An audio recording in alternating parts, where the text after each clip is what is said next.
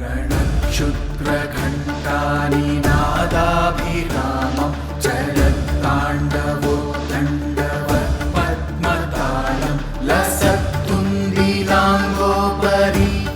నమస్కారం, welcome to I dream. నేను మీ విజిత. ప్రస్తుతం నేను వచ్చేసాను హైదరాబాద్లోని రామ్ నగర్ స్ట్రీట్ నెంబర్ 18లో ఉన్న రామ్ నగర్ కా రాజా గణపతి దగ్గరికి. ఎలా ఉన్నాడు ఈసారి గణపతి, ఇక్కడ ఏ రకంగా మనకు దర్శనం ఇవ్వబోతున్నాడో ఒక్కసారి లోపలికి వెళ్ళి చూసేద్దాం రండి.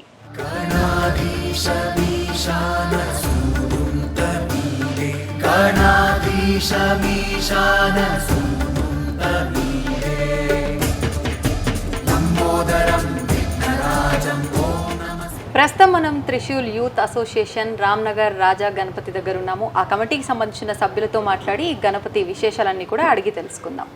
నమస్తే అండి. నమస్తే. మీ పేరేంటి? నా పేరు సాయి సంతోష్. సాయి సంతోష్ గారు, ఎన్ని సంవత్సరాలుగా ఇక్కడ మనకు గణపతిని ప్రతిష్ఠించారు? మేము గత 26 ఇయర్స్ నుంచి పెడుతున్నాము. ఇది 27th ఇయర్ సెలబ్రేషన్స్ మావి, వినాయక చవితిది. ఓకే, అంటే ఈసారి చూస్తున్నట్టయితే మనకు గణపతితో పాటు వారాహి అమ్మవారు అయితే ఇక్కడ దర్శనం ఇస్తున్నారు. అంటే ప్రతిసారి కూడా ఏదో ఒకటి ఇలాగే క్రియేటివ్ గా చేస్తూ ఉంటారా, లేదంటే ఈ సంవత్సరమే చేశారా? ప్రతి ఇయర్ ఒక క్రియేటివిటీ తోటి గణేష్ ఐడిల్ అనేది మేము ఎస్టాబ్లిష్ చేస్తాము. ఒక 2-3 ఇయర్స్ ముందట గణేష్తో పాటు మేము హనుమాన్ రూపంలో ఉన్న హనుమాన్ కూడా మనము ప్రతిష్టాపన చేయడం జరిగింది. హనుమాన్ రూపంలో ఉన్న Ganapati with Hanuman. Okay. Last year గణేశుడితో పాటు సుబ్రహ్మణ్య స్వామి, గణేశుడి తమ్ముడు తో లాస్ట్ ఇయర్ మేము ప్రతిష్టాపన చేసినాము. ఈసారి మేము పోయినసారి మహాకుంభమేళకి వెళ్ళినప్పుడు కాశీలో అంతా తిరిగినాము. శివుని రూపంలో ఉన్న గణేశుడిని పెడదామని ఆలోచన వచ్చింది. వారాహి అమ్మవారితో సహా పెడితే ఆమె క్షేత్రపాలకురాలు కాశీలో ఎలా అయితే కాశీలో అందరినీ ఆమె కాపాడుతుందో అదేవిధంగా హైదరాబాద్లో మేము పెట్టి మా లొకాలిటీ కానీ హైదరాబాద్ కానీ ఒక కాన్సెప్ట్ ప్రకారం అమ్మవారు కాపాడాలని ఒక ఉద్దేశంతో ఇవాళ వారాహి రూపంలో ఉన్న అమ్మవారితో పాటు గణేశుడిని, శివ రూపంలో ఉన్న గణేశుడిని ప్రతిష్టాపన చేయడం జరిగింది. అంటే మీరు అక్కడ వెళ్ళి తిరగటము, చూసిన పరిస్థితుల్ని బట్టే ఈ కాన్సెప్ట్ మీరు తీసుకోవడం జరిగింది. కాన్సెప్ట్ సెలెక్ట్ చేసుకున్నాం. అంటే ఎవరికి వచ్చిన ఆలోచన అసలు ఇది మీ కమిటీలో? టీం మేము అందరం కలిసి వెళ్ళాము. ఒక 25 మెంబర్స్ వెళ్ళాము కుంభమేళాకి. అక్కడి నుంచి ఒక థాట్ అనేది స్ట్రైక్ అయ్యి ఇవాళ ఇంప్లిమెంటేషన్ ఈ స్టేజ్లోకి వచ్చాం. అంటే కాశీ పట్టణాన్నే పాలిస్తూ అందరినీ చల్లగా చూసే ఆ అమ్మవారు ఇక్కడ కూడా ఉంటే ఈ పట్టణానికి సంబంధించిన వాళ్ళందరూ కూడా సుభిక్షంగా ఉంటారన్న ఒక ఉద్దేశంతో ఈ కాన్సెప్ట్ అదే. ఓకే, ఎక్కడ రెడీ చేయించారు మరి? అంటే మీరు అనుకున్నట్టుగా కాన్సెప్ట్ ప్రకారంగా విగ్రహం రావాలి అంటే ఖచ్చితంగా దానికి తగ్గట్టుగా ఒక పర్సన్ ఉండాల్సిందే. ఎక్కడి నుంచి చేయించడం జరిగింది? ఎవ్రీ ఇయర్ కస్టమైజ్ చేస్తాము గణేష్ ఐడిల్ అనేది. ఈ ఒక గత 4 ఇయర్స్ నుంచి శ్రీ త్రిమూర్తి ఆర్ట్స్ అని గట్కేసర్లో ఉంది. వీళ్ళు ముంబై నుంచి ఆర్టిస్ట్ వస్తారు. రైట్ ఫ్రమ్ బాటమ్ నుంచి అయిపోయే వరకు వాళ్ళే చూసుకుంటారు. శారీ డ్రైపింగ్ కానీ గణేష్ ఎవ్రీడేనా? నాట్ ఎవ్రీడే, చేయడంలో మేకింగ్ లో గణేశుడికి ధోతి కానీ కుందన్ వర్క్ కానీ every one comes from Mumbai నుంచి వచ్చి స్పెషల్ కేర్ తీసుకొని చేస్తారు. ఎన్ని రోజుల ముందు మీరు ఈ కాన్సెప్ట్ చెప్పడం జరిగింది ఇలా చేయాలి అని చెప్పి? మేలో కాన్సెప్ట్ డిస్కస్ చేసాము. So right from May we have started our preparation. May నుంచి ప్రిపరేషన్ జరుపుకుంటూ వచ్చింది. దాదాపు 2 నెలల ముందర 2 to 3 months ముందర నుంచి ఆన్ డిస్కషన్స్ జరిగి ఇంప్లిమెంటేషన్ కొంచెం ఆన్ సైట్ లో కొన్ని ఇబ్బందులు ఇవన్నీ క్రాస్ చేసుకొని.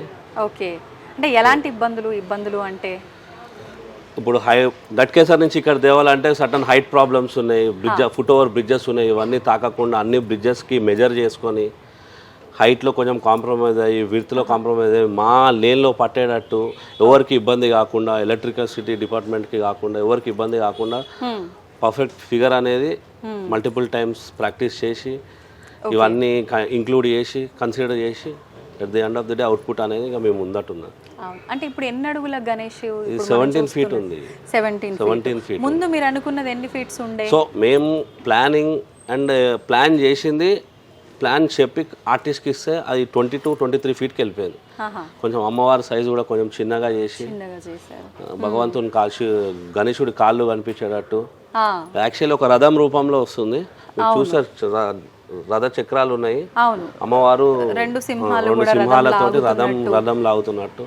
సో లెంత్ వైజ్ కూడా కొంచెం పెద్దగా అయిపోయింది. మేము హైట్ పెరిగే కొద్దీ ప్రపోర్షనేట్గా చేయాలి కదా, అవును. ఆ లెంత్ కూడా కొంచెం అడ్జస్ట్ చేసి, so okay, at the end of the day అన్నీ ఈక్వల్గా వచ్చేటట్టు చేసి ప్లాన్ చేయడం జరిగింది.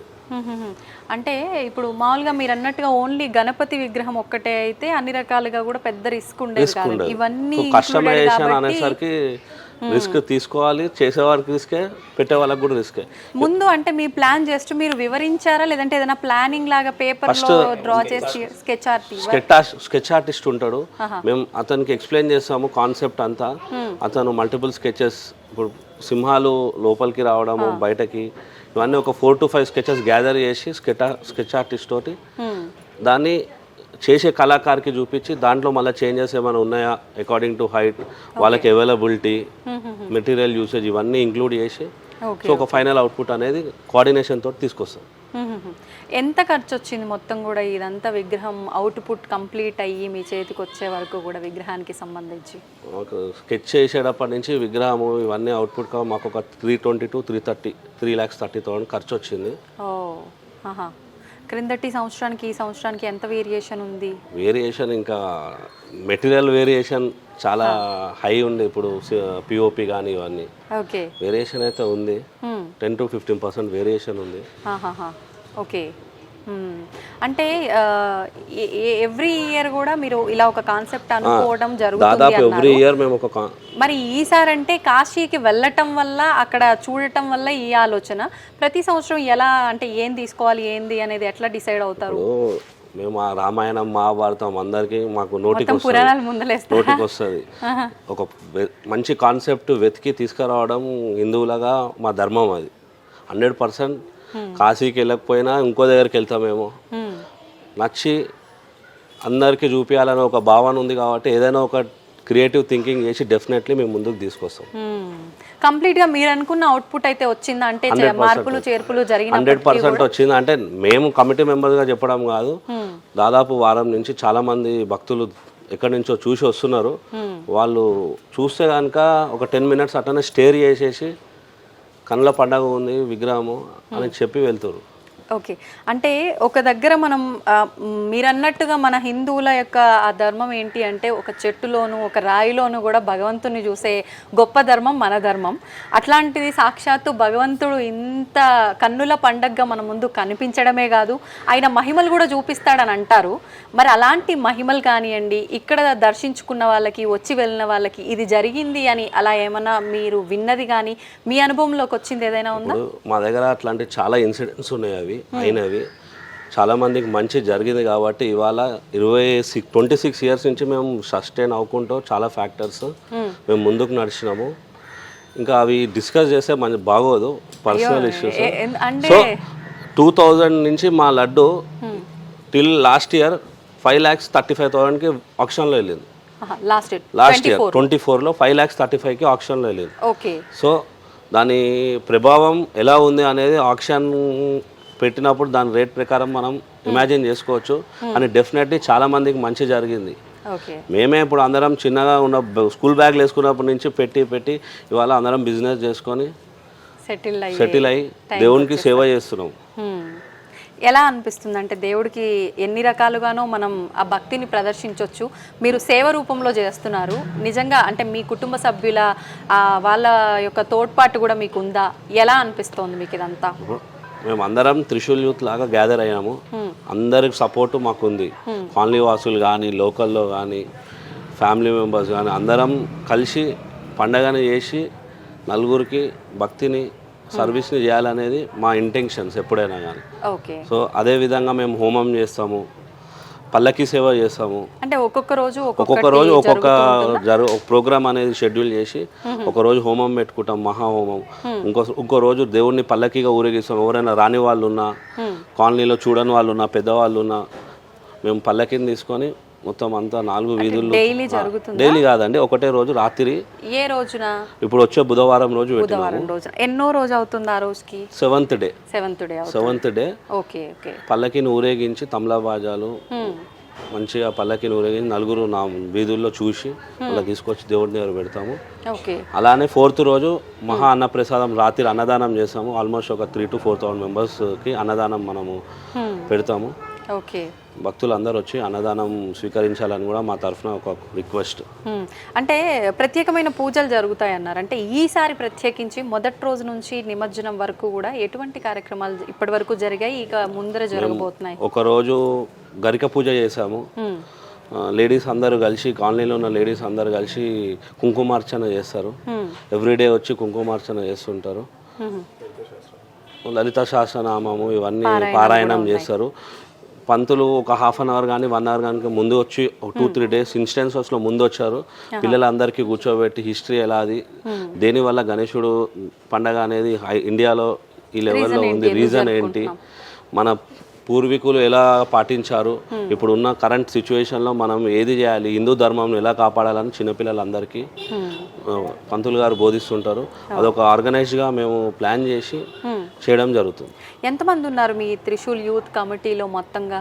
మేము ఒక 80 to 100 మెంబర్స్ ఉంటాము. 80 to 100 మెంబర్స్ ఉన్నారు. అంటే మీలో మీరే అంటే తలా ఇంత అని చెప్పి తీసుకోవడం, లేదంటే చందాల ద్వారా? మ్యాక్సిమం 95% మేము అందరం కోఆర్డినేట్ చేసుకొని దీంట్లో ఇన్వాల్వ్ అయ్యి మేమే ఫండింగ్ చేసుకొని ఓకే ఈ కార్యక్రమం అనేది చేస్తాము.